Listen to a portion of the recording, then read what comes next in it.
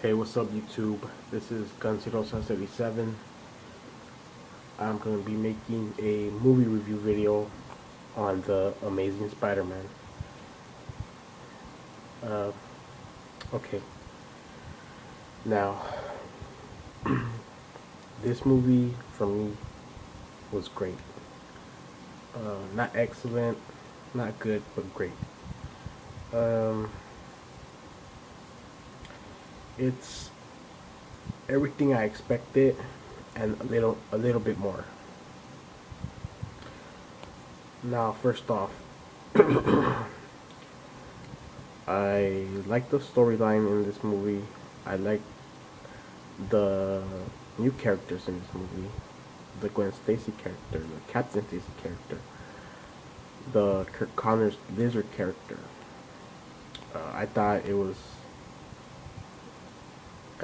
cool how this director put a villain like the Lizard into this new movie, this rebooted franchise of Spider-Man, instead of going for somebody like the Green Goblin or Venom or Carnage or Doctor Octopus.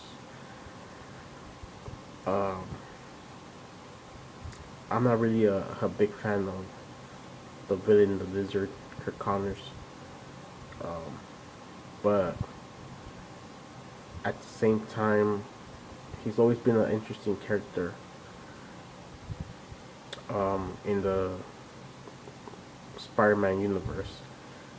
So I thought it was cool that he put a monster like that to go up against Spider-Man. And the character in this movie, there's really no emotion to his character. Just the fact that he wanted to regrow his limb, his missing arm, and that he wanted to, and that he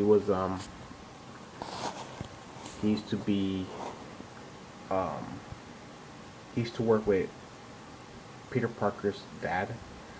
That's like the only real like emotion that they bring to his character in this movie. But they really don't show nothing about his past or if he has family or anything like that. But overall, I like that character, the Lizard. Um, I like the CGI effects they used on the Lizard. Now a lot of people I hear they're complaining about his face being too flat. Well, I say it's perfect like that.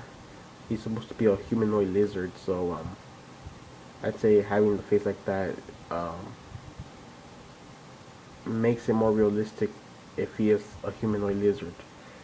If he's part human, part lizard. Because I don't think he's full lizard. So um, if he's like half, in a way, half human, half lizard, then I think they did something. They did good right there at the in that part by having his face flat. They probably could have done a little bit more, stretched it out a little bit more, but overall I thought it was good.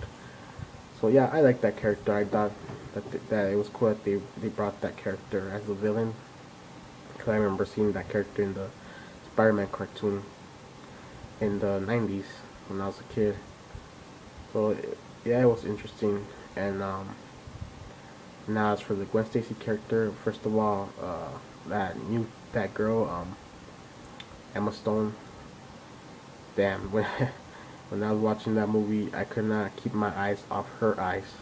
She has some nice, gorgeous eyes. But anyways, um, I thought it was also cool how this director Mark Webb he brought the Gwen Stacy character and introduced it uh, to a whole new audience if they didn't know who Gwen Stacy was. Gwen Stacy is Peter Parker's first love, not Mary Jane. Everybody thinks it's Mary Jane, but it's not her. So I thought it was cool that he did that too. That he stuck to the origin of Spider-Man, to the comic books. Now, me personally, I don't really read comic books. I've never really read comic books, even as a kid. but I'm still a big fan of Spider-Man. I watched the cartoons growing up, the shows. I watched the Tobey Maguire Spider-Man movies. So I mean I know everything in the Spider-Man universe, but I do know something about it. So I thought it was just cool that he brought that character. And Emma Stone, she did a good job portraying that character, and she was gorgeous to look at. I couldn't take my eyes off her eyes. She has some really big, beautiful eyes. I'm gonna say that. Um, Sorry, baby.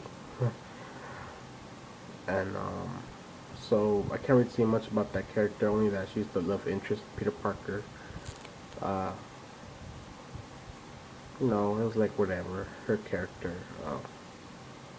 Oh yeah, she's the daughter of the captain of the police force for New York, Captain Stacy. Now, for those of you who haven't watched the movie, I don't want to give anything away, but something happens in this movie that's kind of sad, and it does involve Captain Stacy. I don't really know much about this Captain Stacy character, uh, but the way he was portrayed in the movie was that he's kind of like Jonah Jameson in a way. That he thinks that Spider-Man is the bad guy when he's actually a good guy. And if you don't think that Spider-Man is the bad guy, he probably thinks that he's at least an anti-hero, an outlaw, kind of like Batman. That his intentions may be good, but it's either his way or the highway. So, uh, that type of character is usually good in a movie like Spider-Man or Batman, because there's always that tension between the hero and the cop. So I think it's a good character, but I really don't know much about that character, so I'm just gonna move on. Now the Uncle Ben and Aunt May characters, I like how the Uncle Ben character was involved more in this movie than the Spider-Man 2002 movie.